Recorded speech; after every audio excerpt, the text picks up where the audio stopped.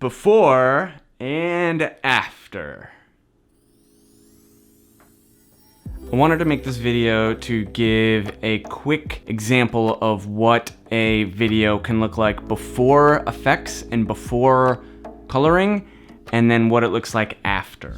At any time possible, I try to shoot and recommend shooting in the camera's flat color profile or gamma curve. And usually what that allows for is more information that's recorded on the clip. So it's easier to bring highlights down or shadows up and kind of have more control of balancing out the picture than you would in a look that is straight out of the camera. So this is a video I made about my Red Wings boots.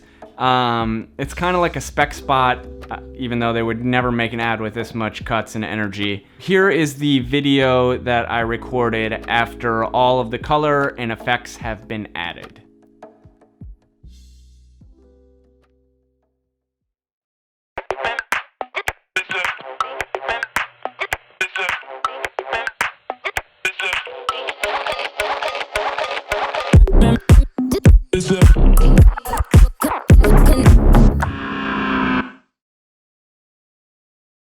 You could almost say there's too many effects on this. I was just having fun. It's a spec spot. It's not important. And I just kind of went crazy with the effects. So yeah, that's what it looks like, everything applied.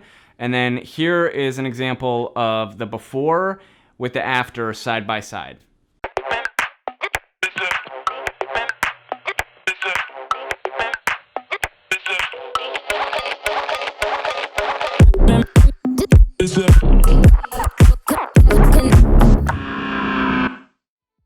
So as you can see, I did a lot of effects in coloring on this project, and it really made a difference. I went for a very contrasty look to completely lose the detail of a black background. As you can see in the before footage, there's a lot of wrinkles on the background that I used. And instead of using a steamer or something like I should have used in the background, I decided to try to take care of it in post. I also did a lot of editing and cuts and effects to kind of hide the fact that I did not have a ton of shots to cut to. I needed to film more angles and things like that, which I didn't, but it turned out okay.